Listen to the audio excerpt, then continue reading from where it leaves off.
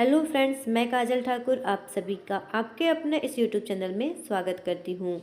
दोस्तों, इस कक्षा में हम पढ़ने वाले हैं महिला परिचय संबंध जो हमारी आगामी परीक्षा है कुछ ही दिनों में प्रारंभ होने वाली है। उससे संबंधित हम महत्वपूर्ण प्रश्नों को हल करने वाले हैं, जिसमें हमारा टॉपिक है, हमारे जो क्वेश्चंस हैं वह पोषण और स्वास्थ्य संबंधित जितने भी प्रश्न हैं सभी टॉपिक से हमने क्वेश्चन उठाए हैं। इन सभी को आज हम हल करके करने वाले हैं। दोस्तों, आइए देखते हैं आज का हमारा पहला प्रश्न क्या है। दोस्तों, हमारा पहला प्रश्न है आज का, भोजन जो है नली की दीवारों के संकुचन और प्रसरण को क्या कहा जाता है। जो भोजन जो है वहाँ की नली की जो दीवारें होती हैं उनमें संकुचन और प्रसरण के माध्यम से कहाँ आता है, हमारे अंदर प्रवेश करता है। तो उस गति को हम क्या बोलेंगे। पहला ऑप्शन है हमारा क्रमानुकुंचन, दूसरा ऑप्शन दोस्तों जठर संबंधी, तीसरा है दोस्तों दोलनी गति, चौथा ऑप्शन हो जाएगा अनुशीतलन। तो दोस्तों, जो भोजन है वह नली की दीवारों संकुचन करते हुए प्रश्न के अंदर जो आता है उसे हम क्या बोलेंगे, क्रमानुकुंचन गति। क्या बोलेंगे दोस्तों, क्रमानुकुंचन गति। इस प्रश्न का सही ऑप्शन है वह क्या है, ऑप्शन नंबर ए। आइए बढ़ते हैं अगले प्रश्न की ओर। अगला प्रश्न दोस्तों, पुरुष मानव शरीर के किस अंग को एडम का एप्पल कहा जाता है। पहला ऑप्शन है तालु, दूसरा ऑप्शन है हमारा फेफड़ा, तीसरा है दोस्तों जीभ और चौथा है कंठ या टेटुआ। तो दोस्तों, एडम्स एप्पल कहाँ होता है, यह पुरुष के जो गले में इसे उभरी हुई आकृति होती है उसे हम क्या बोलते हैं, कंठ या टेटुआ, जिसे हम एडम का एप्पल के नाम से भी जानते हैं, एडम्स एप्पल भी कहते हैं। दोस्तों, इससे क्या होता है, पुरुष में अधिकांशतः यह उभरा हुआ भाग होता है गले में, जिसमें जो उनकी जो आवाज़ होती है, ध्वनि होती है, कैसी होती है, हल्की सी मोटी दिखाई देती है और यह किशोरावस्था के उपरांत यहाँ दिखाई देने लगता है। आइए बढ़ते हैं अगले प्रश्न की ओर। अगला प्रश्न दोस्तों हमारा, थायरॉक्सिन जो है, थायरॉक्सिन के संश्लेषण के लिए कौन सा तत्व आवश्यक है। पहला ऑप्शन है हमारा मैग्नीज, दूसरा ऑप्शन है हमारा आयोडीन, तीसरा है दोस्तों आयरन और चौथा ऑप्शन है जिंक। तो दोस्तों, थायरॉक्सिन के संश्लेषण के लिए है उसका सही उत्तर होगा आयोडीन। थायरॉक्सिन के संश्लेषण के लिए कौन सा तत्व आवश्यक है, आयोडीन आवश्यक है। नेक्स्ट क्वेश्चन दोस्तों हमारा, मानव हाइपोथैलेमस ग्रंथि कहाँ होती है।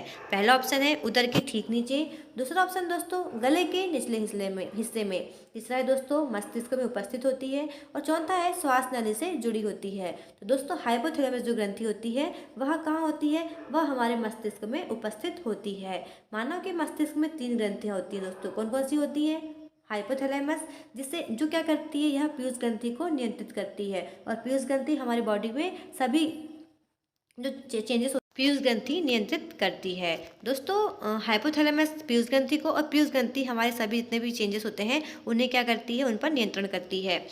नेक्स्ट क्वेश्चन दोस्तों हमारा, निम्नलिखित में से क्या महिला प्रजनन तंत्र का एक हिस्सा नहीं है। दोस्तों, इस क्वेश्चन में पूछा गया है प्रजनन तंत्र के बारे में, प्रजनन तंत्र का कौन सा महिला से संबंधित नहीं है, अर्थात महिला प्रजनन तंत्र में कौन कौन से हिस्से होते हैं और कौन से नहीं होते, यह इसमें पूछा गया है। पहला ऑप्शन है हमारे पास गर्भाशय, दूसरा है मूत्र मार्ग, तीसरा है दोस्तों अंडाशय और चौथा है हमारे पास डिंबवाहिनी नलिका। तो दोस्तों, प्रजनन तंत्र का हिस्सा कौन सा नहीं है, या जो मूत्र मार्ग है वह हिस्सा प्रजनन तंत्र का नहीं होता है। प्रजनन तंत्र में क्या होता है दोस्तों, गर्भाशय होता है, एक होता है अंडाशय और डिंबवाहिनी नलिका, इसे हम फैलोपियन ट्यूब के नाम से भी जानते हैं। नेक्स्ट क्वेश्चन दोस्तों, खालिस्तान पद मासिक धर्म की समाप्ति को संदर्भित करता है। पहला ऑप्शन है निजो निवृत्ति, दूसरा है दोस्तों रजोदर्शन, तीसरा है रजोधर्म, चौथा है हाइपरमेनोरेजिया। तो दोस्तों, समाप्ति को पूछा है तो समाप्ति को हम क्या बोलेंगे, रजो निवृत्ति। क्या बोलेंगे दोस्तों, रजो निवृत्ति, अर्थात इसे हम मोनोपोज के नाम से भी जानते हैं। रजोदशा मतलब होता है किशोरावस्था में मासिक धर्म के जो आता है का प्रारंभ होना क्या कहलाता है, रजोदर्शन। रजोधर्म किसे बोलेंगे हम, यह मासिक धर्म का अन्य दूसरा नाम है। नेक्स्ट क्वेश्चन दोस्तों, माँ के गर्भ में बच्चा खालिस्तान के माध्यम से अपना पोषण प्राप्त करता है। पहला ऑप्शन है गर्भनली, दूसरा ऑप्शन दोस्तों गर्भाशय, तीसरा ऑप्शन है हमारे पास में हार्मोन और चौथा है बीजांडासन। तो दोस्तों, इस प्रश्न का सही उत्तर होगा हमारे पास बीजांडासन। दोस्तों, क्यों, क्योंकि आप इसे किस नाम जानते होंगे, अपरा या प्लेसेंटा के नाम से जानते होंगे, किंतु यह प्लेसेंटा का ही क्या है, अन्य नाम है। तो दोस्तों, माँ के गर्भ में बच्चा अपरा, प्लेसेंटा या बीजांडासन के माध्यम से अपना पोषण प्राप्त करता है। आप बीजांडासन को नाम को याद रखिएगा। नेक्स्ट क्वेश्चन दोस्तों, भ्रूण के लिए भोजन संग्रहित करने वाली जनन कोशिकाओं को क्या कहा जाता है। पहला ऑप्शन है मादा युग्मक, दूसरा है जुगेमेट, तीसरा है दोस्तों नर युग्मक और चौथा है समयुग्मक। तो दोस्तों, भ्रूण के लिए भोजन संग्रहित करने वाली जनन कोशिकाओं को क्या कहा जाता है, मादा युग्मक कहा जाता है। इस प्रश्न का सही उत्तर क्या है, ऑप्शन नंबर ए। आइए बढ़ते हैं दोस्तों अगले प्रश्न की ओर। अगला प्रश्न है हमारे पास में, उस विधि को क्या कहते हैं जिसके द्वारा गर्भाशय में कॉपर टी रखी जाती है? कॉपर टी क्या है दोस्तों? यह एक अस्थायी विधि है। कौन सी दोस्तों?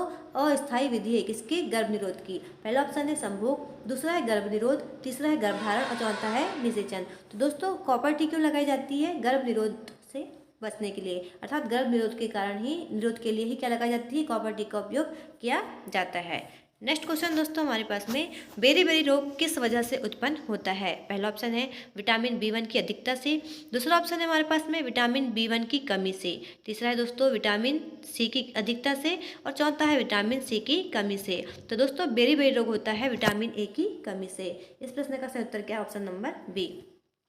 नेक्स्ट क्वेश्चन पूछा है दोस्तों, SDG 2 किस पर आधारित है? पहला ऑप्शन है हमारे पास में पानी के लिए, दूसरा ऑप्शन है हमारे पास गुणवत्तापूर्ण शिक्षा के लिए, तीसरा ऑप्शन है हमारे पास भूमि पर जीवन के लिए और चौथा है दोस्तों शक्ति और न्याय के संस्थान के लिए। तो दोस्तों इस प्रश्न का सही उत्तर है हमारा गुणवत्ता शिक्षा के लिए। क्या है दोस्तों? इस प्रश्न का सही उत्तर होगा हमारा गुणवत्ता पूर्ण शिक्षा के लिए। नेक्स्ट क्वेश्चन दोस्तों हमारे पास में, किस योजना को सक्षम आंगनवाड़ी और पोषण 2.0 के रूप में पुनर्गठित किया गया है? अर्थात यह ऐसी कौन सी योजना है जिसका नाम क्या रखा गया है? सक्षम आंगनवाड़ी और पोषण 2.0। तो दोस्तों पहला ऑप्शन है हमारे पास में मुख्यमंत्री बाल कल्याण योजना, दूसरा है दोस्तों नोनी सुरक्षा योजना, तीसरा है दोस्तों सखी वन स्टॉप योजना और चौथा ऑप्शन है हमारे पास में ICDS। तो दोस्तों सक्षम आंगनवाड़ी और पोषण 2.0 ये योजना किसकी है? यह योजना है दोस्तों ICDS। किसकी दोस्तों? ICDS। और यह योजना कब आई थी? 2 अक्टूबर 1995 को, सॉरी 2 अक्टूबर 1975 को यह योजना आई थी। नेक्स्ट क्वेश्चन दोस्तों हमारे पास में, रेडी टू ईट फूड में कौन से घटक शामिल होते हैं? पहला ऑप्शन है हमारे पास में गेहूं, रागी, मूंगफली, सभी। तो दोस्तों रेडी टू ईट फूड में जो घटक शामिल हैं वह गेहूं, रागी, मूंगफली, अर्थात यह तीनों है। इसलिए इस प्रश्न का सही उत्तर क्या होगा? उपरोक्त सभी। रेडी टू ईट में गेहूं, रागी, मूंगफली सभी घटकों को शामिल किया गया है।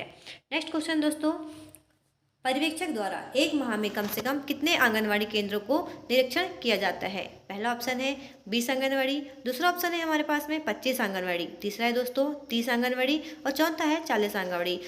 दोस्तों आपको यह याद रखना है, यदि आप महिला परीक्षा पास कर लेते हैं, यदि आप महिला परीक्षक बन जाती हैं तो आपके अंदर 25 आंगनवाड़ियों को नियंत्रित करना होगा। कितनी दोस्तों? 25 आंगनवाड़ी जो होंगी आपके कंट्रोल में होंगी। नेक्स्ट क्वेश्चन दोस्तों हमारा, भारत शासन महिला एवं बाल विकास मंत्रालय द्वारा पूर्व संचालित योजनाओं में संशोधन करते हुए एक अम्ब्रेला योजना, कौन सी योजना? अम्ब्रेला योजना। क्या नाम है इसका? मिशन शक्ति का आरंभ कब किया गया था? पहला प्रश्न है हमारा 24 जनवरी 2022, तीसरा है दोस्तों 8 मार्च 2021, तीसरा है दोस्तों 1 अप्रैल 2022, चौथा है दोस्तों 12 जनवरी 2021। दोस्तों इस प्रश्न का सही उत्तर होगा हमारा 1 अप्रैल 2022। क्या है दोस्तों? इस प्रश्न का उत्तर है 1 अप्रैल 2022 को मिशन शक्ति को आरंभ किया गया था। यह एक अम्ब्रेला योजना है मिशन शक्ति, जिसका प्रारंभ 1 अप्रैल 2022 को किया गया था, आप याद रखिएगा। नेक्स्ट क्वेश्चन दोस्तों, वैज्ञानिक रूप से विकसित भ्रूण की डिलीवरी को क्या कहा जाता है? पहला है ओव्यूलेशन, दूसरा है दोस्तों गर्भपात, तीसरा ऑप्शन है हमारे पास में अंडा निक्षेपण, चौथा है प्रसव। तो दोस्तों वैज्ञानिक रूप से विकसित जो भ्रूण होता है उसकी डिलीवरी को हम क्या बोलेंगे? प्रसव। क्या बोलेंगे दोस्तों? प्रसव के नाम से हम जानेंगे। नेक्स्ट क्वेश्चन दोस्तों, कौन सी ग्रंथि हड्डियों और मांसपेशियों के विकास को नियंत्रित करती है? पहला है पैराथायरॉयड ग्रंथि, दूसरा है दोस्तों पीयूष ग्रंथि, तीसरा है थायराइड और चौथा है थाइमस। तो दोस्तों हमने आपको भी बताया कि पीयूष ग्रंथि जो होती है वह हड्डियों और मांसपेशियों के विकास को नियंत्रित करती है। तो इस प्रश्न का सही उत्तर क्या होगा? पीयूष ग्रंथि। नेक्स्ट क्वेश्चन दोस्तों, अपना गांव अपना काम योजना का उद्देश्य क्या है? हमसे योजनाओं के बारे में प्रश्न पूछे गए हैं। हमें योजनाओं की जो संबंधित प्रश्न है उन्हें हम क्या करना है? अच्छे से कंप्लीट करना है, क्योंकि योजना संबंधित हमारे प्रश्न 12 से 15 प्रश्न परीक्षा में पूछे जा सकते हैं।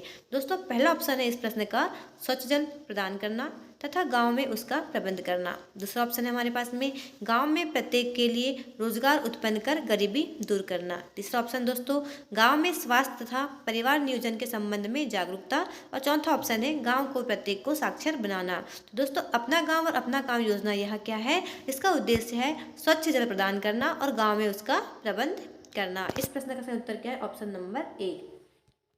नेक्स्ट क्वेश्चन दोस्तों हमारे पास में DWCRA योजना किससे संबंधित है। पहला ऑप्शन है हमारा गरीबी रेखा के नीचे रहने वाली महिलाओं सदस्यों के ऊपर उठाना, महिलाओं को ऊपर उठाना, गरीबी रेखा के नीचे रहने वाले बच्चों को ऊपर उठाना। तीसरा है दोस्तों प्राथमिक महिलाओं के बच्चों को खाना उपलब्ध कराना।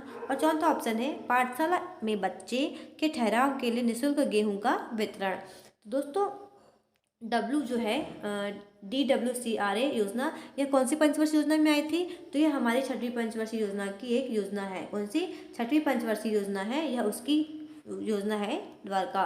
दोस्तों इसका संबंध किससे है, महिलाओं और बच्चों से। किससे दोस्तों, बच्चों से और महिलाओं से। तो इस प्रश्न का सही उत्तर होगा हमारा गरीबी रेखा के नीचे रहने वाली महिलाओं, मतलब महिला सदस्य हैं उनको ऊपर उठाने से। दोस्तों यदि महिलाएं ऊपर उठेंगी तो ऑटोमेटिक बच्चे भी का स्तर भी क्या हो जाएगा, ऊपर होगा। इसलिए इस प्रश्न का सही उत्तर होगा option number A. Next question है हमारे पास में महात्मा गांधी राष्ट्रीय ग्रामीण रोजगार गारंटी योजना बनाने, संपादन करने और क्रियान्वयन करने की जिम्मेदारी निम्न में से किसकी है। पहला ऑप्शन है हमारे पास में ग्राम सभा, दूसरा ऑप्शन है हमारे पास में ग्राम पंचायत, तीसरा है दोस्तों राज्य सरकार और चौथा है जिला ग्रामीण विकास अभिकरण। तो दोस्तों मनरेगा अर्थात महात्मा गांधी राष्ट्रीय ग्रामीण रोजगार योजना यह है संबंधित हमारी ग्राम पंचायत की योजनाओं से। ग्राम पंचायत में यदि इसमें क्या होता है दोस्तों, जितने भी गरीबी वर्गों की BPL धारक होते हैं इन्हें गांव में ही रोजगार उपलब्ध कराने के लिए यह योजना लाई गई है, जिसके अंतर्गत एक व्यक्ति को प्रत्येक परिवार सदस्य को 100 दिन का रोजगार उपलब्ध कराना है। नेक्स्ट क्वेश्चन दोस्तों हमारा इनमें से कौन सा बेरी का लक्षण है। पहला ऑप्शन है हमारे पास में कमजोर दांत तथा मसूड़ों से खून आना, दूसरा ऑप्शन है अस्वस्थ त्वचा और सूजा हुआ उदर, तीसरा है दोस्तों ऑप्शन हमारे पास में कमजोर पेशियों और निम्न ऊर्जा, चौथा ऑप्शन है कमजोर दृष्टि या आंशिक अंधता। तो दोस्तों बेरी का जो लक्षण है वह क्या है, अस्वस्थ त्वचा और सूजा हुआ उदर। ऑप्शन नंबर बी इस प्रश्न का सही उत्तर है। और कमजोर दांत तथा मसूड़ा यह किसका है, यह हमारे विटामिन C की कमी अर्थात स्कर्वी से संबंधित है। नेक्स्ट क्वेश्चन दोस्तों बच्चों में एनीमिया से निपटने के लिए भारत में राष्ट्रीय पोषण एनीमिया प्रोफिलैक्सिस कार्यक्रम शुरू किया गया था। इसे किस वर्ष शुरू किया गया था। पहला ऑप्शन दोस्तों इसका 1970 में, दूसरा है 1980 में, तीसरा ऑप्शन है हमारे पास में 1990 में और चौथा है 2000 में। तो दोस्तों एनीमिया से निपटने के लिए भारत में राष्ट्रीय पोषण एनीमिया प्रोफिलैक्सिस कार्यक्रम यह शुरू किया गया था 1980 में।